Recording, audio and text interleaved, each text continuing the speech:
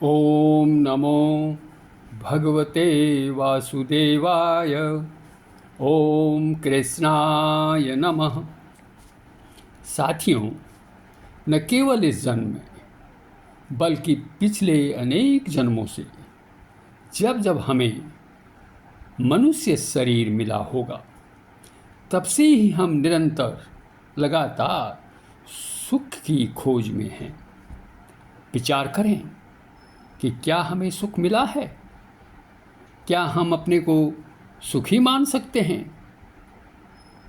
क्या हमें कोई भी मानसिक चिंता या शारीरिक पीड़ा नहीं होती? हम हर वक्त किसी न किसी चिंता में डूबे रहते हैं। कभी हमें अपने स्वास्थ्य की चिंता सताती है, तो कभी हम धन का अभाव झेलते हैं। हम सोचते हैं कि जिसके पास अधिक धन होगा, जो समृद्ध होगा, वह सुखी होगा। लेकिन धनी व्यक्ति को भी अपने धन खो जाने की चिंता लगी रहती है और उसकी धन की तृष्णा भी कभी पूरी नहीं होती। वह अपने धन में वृद्धि कैसे करे, इसको कैसे बढ़ाए, इस चिंता में डूबा रहता है। इस प्रकार धनी व्यक्ति भी सुखमय जीवन नहीं बिताता, क्योंकि धन साधन तो दे सकता है, हम उससे साधन तो खरीद सकते हैं, लेकिन सुख कहाँ से खरीदेंगे? धन से आप बिस्तर तो खरीद सकते हैं, लेकिन नींद कहाँ से खरीदेंगे? धन से आप स्वादिष्ट भोजन तो खरीद सकते हैं, लेकिन भूख कहाँ से आएगी? उस भूख आप पैसों से नहीं खरीद सकते। इस संसार में सभी मनुष्य दुखी हैं, इसीलिए इसे दुखालय भी कहा जाता है। यहाँ दुख छिपे हुए हैं, पग पग पर दुख हैं। यहाँ सुख की प्राप्ति हो ही नहीं सकती। संसार में सुख खोजना मृग तृष्णा के समान है। जैसे रेगिस्तान में भटकता हुआ प्यासा हिरण भ्रम के कारण धूप में चमकते हुए रेत के टीलों को ही पानी का स्रोत समझकर निरंतर दौड़ता रहता है और अंततः मर जाता है। उसी प्रकार इस दुखमय संसार में बार बार सुख की कल्पना करता हुआ मनुष्य भी एक दिन काल का ग्रास बन जाता है, लेकिन अंत तक उसे सुख नहीं मिलता। श्रीमद् भागवत में भी कहा गया है, सुखाय करोति कर्माणि न तह सुखम वा न्यदुपारमं वा। अर्थात हम सुख के लिए कर्म तो करते हैं, लेकिन न तो हमें सुख मिलता है और न ही इससे हमारे दुख कम होते हैं। अब प्रश्न यह है कि सुख कहाँ मिलेगा और इसके लिए हमें क्या करना होगा?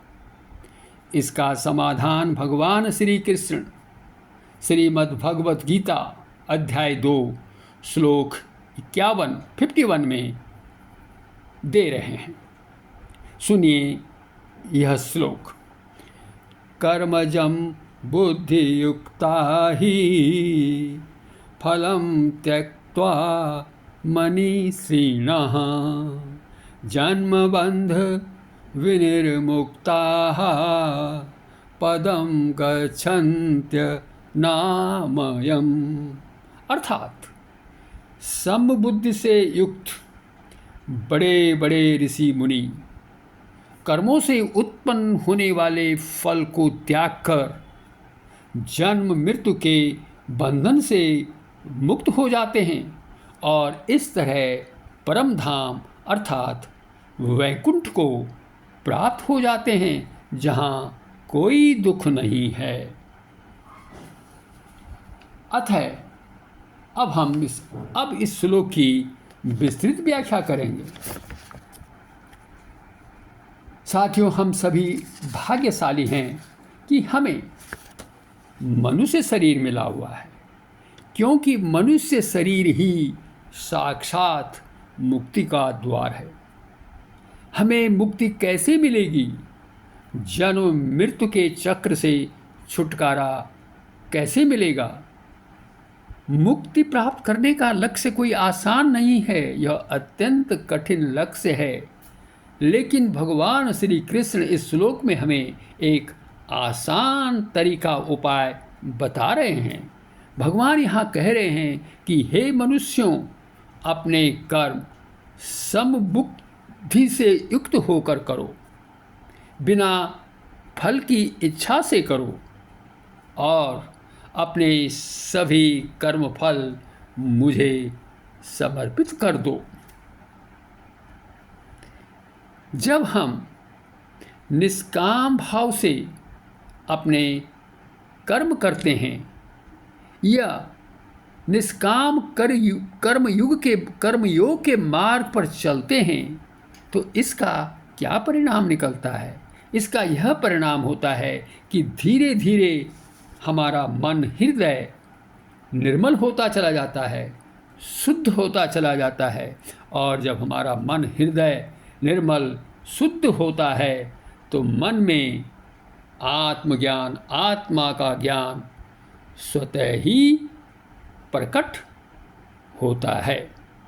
इस प्रकार हमें अपने वास्तविक स्वरूप को जान लेने का एक अवसर प्राप्त हो जाता है कि हम उस परम पिता परमात्मा की अलौकिक शक्ति को भी जान लेते हैं, क्योंकि आत्मा भी परमात्मा का ही अंश है।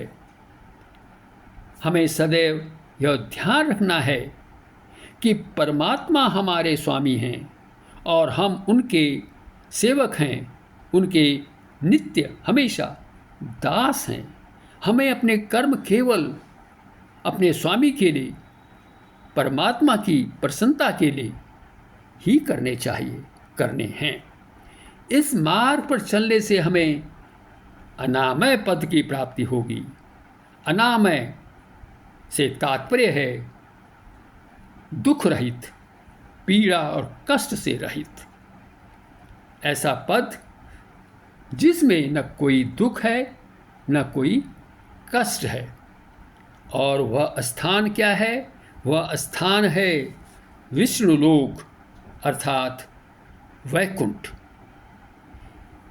यहाँ हमें यह संदेह हो सकता है कि आसक्ति रहित होकर कर्म फल की इच्छा का त्याग करने के पश्चात परम पद की प्राप्ति कैसे हो सकती है?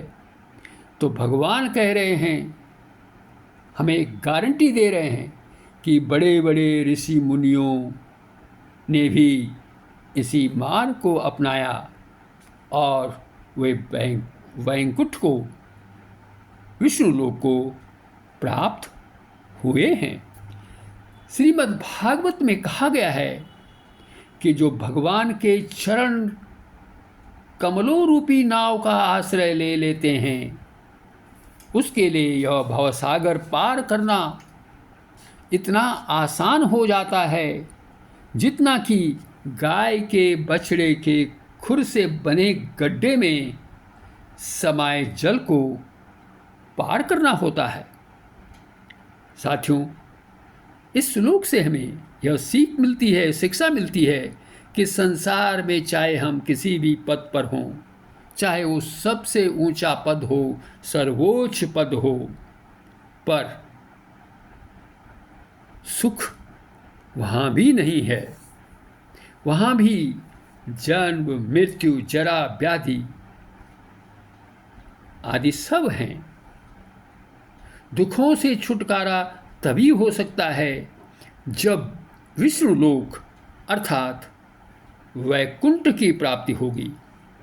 जो वहाँ पहुँच जाता है वह फिर इस दुख रूपी संसार में लौटकर नहीं आता।